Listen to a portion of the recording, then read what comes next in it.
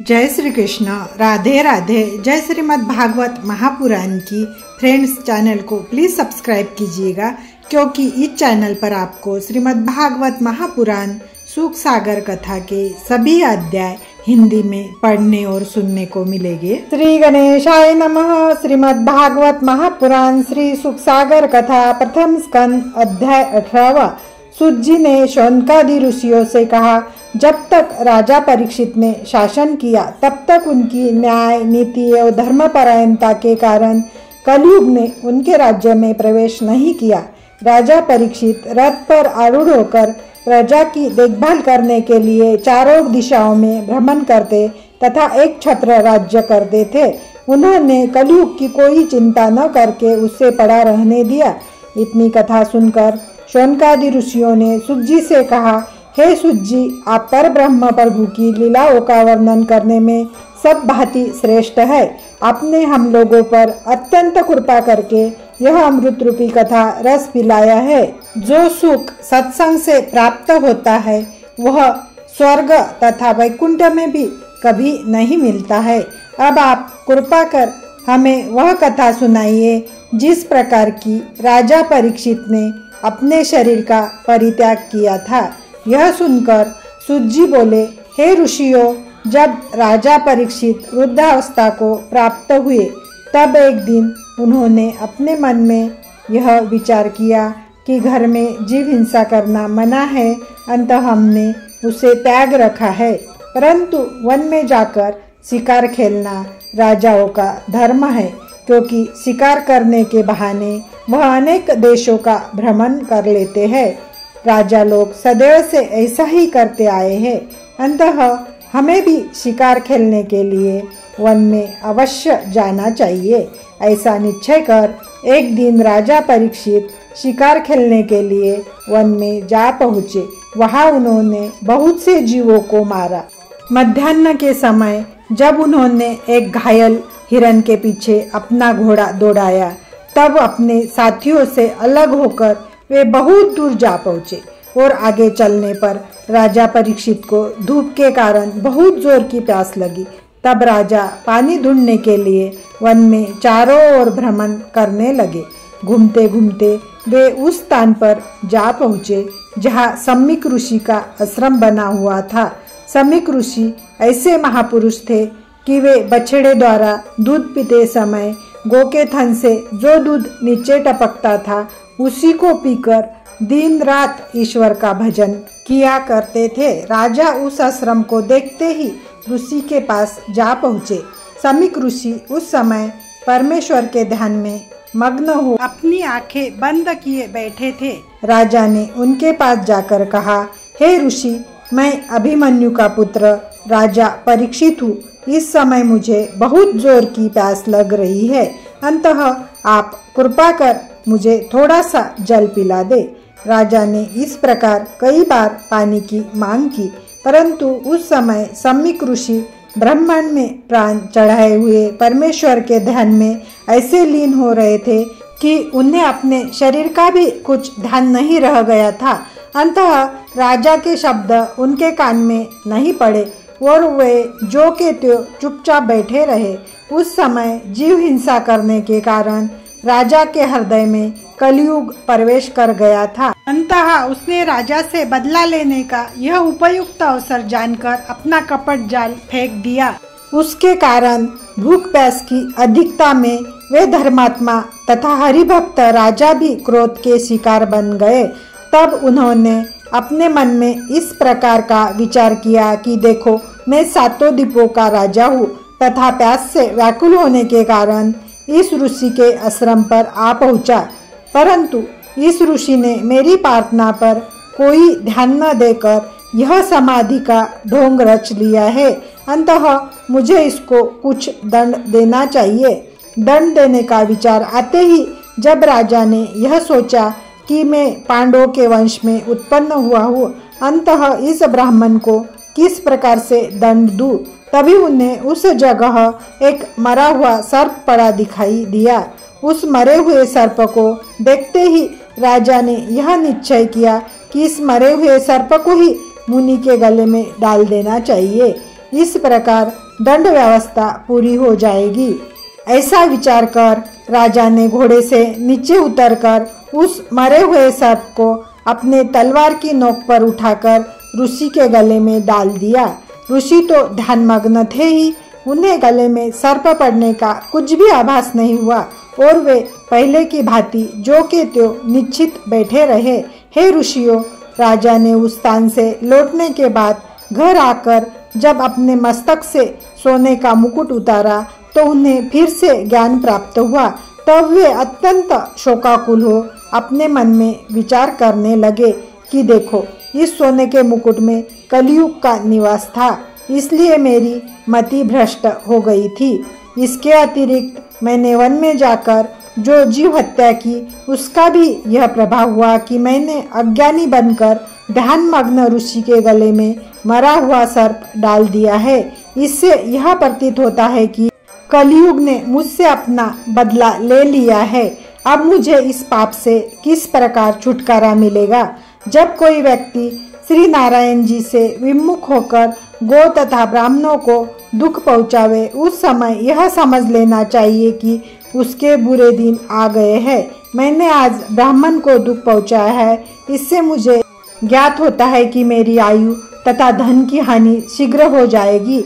इस प्रकार राजा परीक्षित अपने घर में बैठे हुए शोक कर रहे थे। उधर समीक ऋषि जो के त्यों ध्यान में बैठे रहे। राजा के जाने के कुछ देर पश्चात जब कुछ ऋषि बालक खेलते खेलते समीक ऋषि के पास पहुँचे तो वे ऋषि के गले में पड़े हुए मरे सर्प को देखकर अत्यंत विस्मित हुए। उन्होंने यह सब हाल समीक ऋषि के पुत्र शुंगी ऋषि से, जो उस समय कौशिकी नदी के तीर पर अन्य लड़कों के साथ खेल रहा था, जाकर कहा। शुंगी ऋषि को ब्रह्मा जी का यह वरदान प्राप्त था कि उसका वचन कभी मिथ्या नहीं होगा। अस्तु बालकों द्वारा इस समाचार को सुनकर वह क्रोध में भर गया। उसकी आंखों से अंगारे बरसने लगे तथा सारा शरीर क्रोध के मारे कांपने लगा। उसी क्रोध में उसने शीघ्रतापूर्वक नदी के जल में अपने हाथ पैरों को धोया। तत्पश्चात सीधे हाथ में पानी लेकर यह शाप दिया कि जिस राजा परीक्षित ने मेरे ध्यानमग्न पिता के गले में मरा हुआ सर्प डाला है, उसकी आज से 7वें दिन तक्षक सर्प के काटने से मृत्यु हो जावे। इस प्रकार राजा परीक्षित को शाप देने के पश्चात उसने अपने साथियों से कहा, महाराज श्री कृष्णचंद्र जी जब से गोलोकवासी हुए हैं, तब से कलयुग के राजा धन एवं राज्य के मद में अंधे होकर ब्राह्मणों को दुख देने लगे हैं। जिस प्रकार कोई मनुष्य द्वार की रक्षा करने के लिए कुत्ता पाले, परंतु वह कुत्ता उसी मनुष्य को काटकर यज्ञ के थाल में अपना मुंह डालना आरंभ कर दे, उसी प्रकार ये राजा लोग ब्राह्मणों के आशीर्वाद एवं कृपा के द्वारा राजगद्दी प्राप्त करने के पश्चात ऋषि मुनि तथा ब्राह्मणों को भी कष्ट देते हैं। धर्मात्मा राजा युधिष्ठिर एवं अर्जुन के कुल में यह परीक्षित ऐसा अधर्मी राजा हुआ है कि उसने अभिमान में भरकर मेरे पिता के गले में मरा हुआ सर्प डाल दिया। इसलिए मैंने भी उसे अपनी सामर्थ्य दिखलाने के हेतु यह शाप दे दिया है।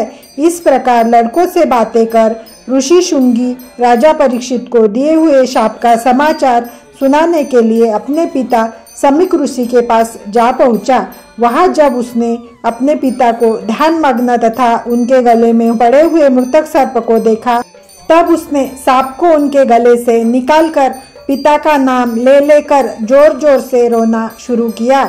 उसके रोने का शब्द सुनने के कारण समीक ऋषि ने अपनी समाधि खोल दी तथा उन्होंने अपने पुत्र से रोने का कारण पूछा। तब शुंगी ऋषि ने उन्हें सब हाल कह सुनाया। उस बात को सुनकर समीक ऋषि ने अपने पुत्र से पूछा, हे पुत्र, तूने राजा को कोई शाप तो नहीं दिया है? शुंगी ऋषि ने उत्तर दिया, यह अधर्म करने के कारण मैंने राजा को यह शाप दिया है कि वह आज से 7वें दिन तक्षक सर्प द्वारा काटे जाने से मृत्यु को प्राप्त हो। शुंगी ऋषि के यह वचन सुनकर समीक ऋषि अत्यंत उदास हो गए।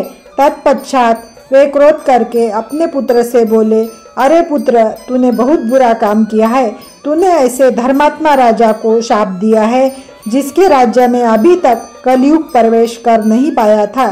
कौरवों एवं पांडवों के वंश में यही एक ऐसा राजा बचा था जिसकी रक्षा स्वयं भगवान वासुदेव ने उसकी माता के पेट में जाकर की थी तथा जिसके राज्य में हम सब ऋषि मुनि ब्राह्मण आदि अत्यंत आनंद पूर्वक रह रहे थे। उस राजा के राज्य में पशु पक्षी भी दुखी नहीं थे। बकरी और बाघ उनके न्याय के कारण एक घाट पर पानी पीते थे। तूने थोड़े से अपराध के कारण उसे बहुत बड़ा दंड दिया है। तूने उसके अवगुण को तो ग्रहण किया परंतु गुणों पर ध्यान नहीं दिया।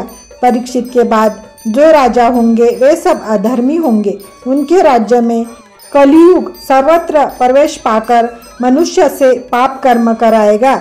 अरे वह राजा परीक्षित मेरे स्थान पर आया था तो मुझे उसका भोजनादि से सत्कार करना चाहिए था।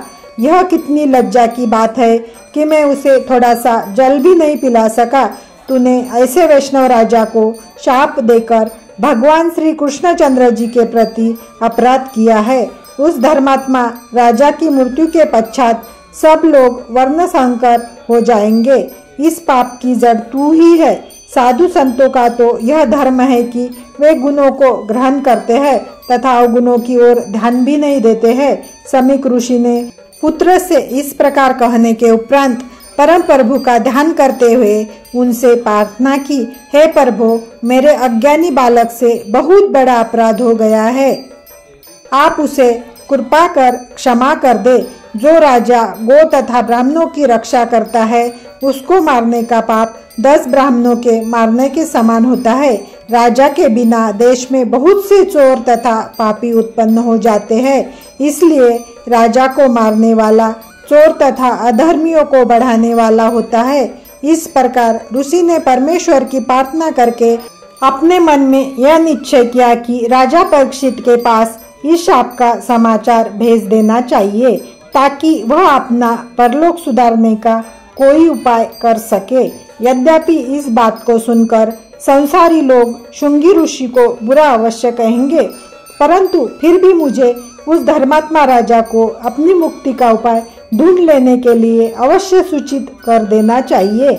ऐसा निश्चय कर समीक ऋषि ने अपने कुर्मुक नामक शिष्य को यह आज्ञा दी कि तू राजा परीक्षित के पास जाकर उनको मेरा आशीर्वाद कहना।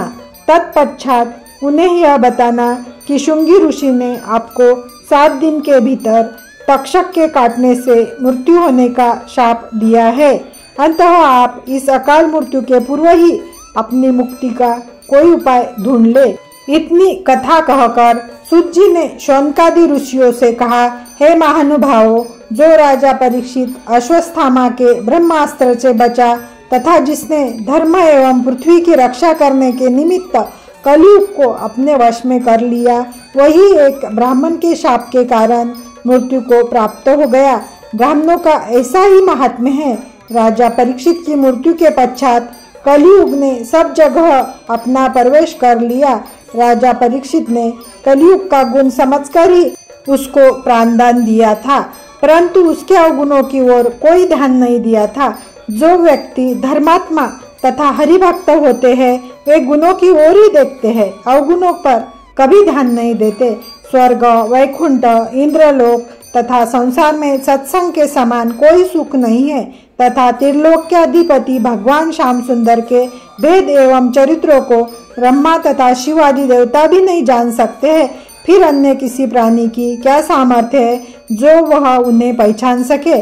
शौनकादि ऋषि यह सुनकर अत्यंत प्रसन्न हुए। उन्होंने सूत जी की प्रशंसा करते हुए कहा, हे सूत जी, आप परम धन्य हैं जो श्री नारायण के चरित्र एवं उनकी अद्भुत लीलाओं की अमृत रूपी कथा को हम लोगों को कानों की राह पिलाकर कृतार्थ कर रहे हैं। आपकी जितनी भी प्रशंसा की जाए वह कम है। ऋषियों के यह शब्द सुनकर सूत जी बोले, हे ऋषियों, वास्तव में आज मेरा जन्म लेना सफल हो गया है। जो आप जैसे ज्ञानी विज्ञानी ऋषि मुनि भी मेरी इस प्रकार प्रशंसा कर रहे हैं। मेरा जन्म ब्राह्मण तथा शूद्रा के सहयोग से हुआ था परंतु आप जैसे महात्मा जनों की संगति प्राप्त कर मेरे मन का संपूर्ण शोक नष्ट हो गया है।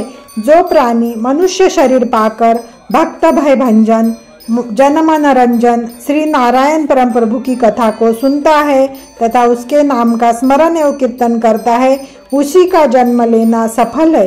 तीनों लोकों को तारने वाली महिमामयी गंगा जी जिन परम प्रभु के चरणों की धोवन है, उन त्रिभुवनपति का स्मरण करने वाले तथा उनकी कथा को कानों से सुनने वाले व्यक्ति की प्रशंसा कौन कर सकता है। जितनी देर तक मनुष्य परब्रह्म परमेश्वर के गुणानुवादों को सुनता है तथा उनके नाम का स्मरण करता है, उतने काल तक उसका आयुर्बल क्षीण नहीं होता। ऐसे परम प्रभु के गुणानुवादों का वर्णन करने की मेरी सामर्थ्य कहाँ है। जिस प्रकार पक्षी अपने संपूर्ण पराक्रम से उड़ान भरकर भी अनंत आकाश का अंत नहीं पा सकता, उसी प्रकार ब्रह्मा शिव आदि देवता तथा ऋषि मुनि जन अपने ज्ञान एवं सामर्थ्य भर उन अनंत अपार परम प्रभु का ध्यान एवं स्मरण करते हैं, परंतु कोई भी उनका अंत नहीं जान पाया है। इति श्रीमद् भागवत महापुराण सुख सागर कथा प्रथम स्कंद का 18वां अध्याय समाप्त।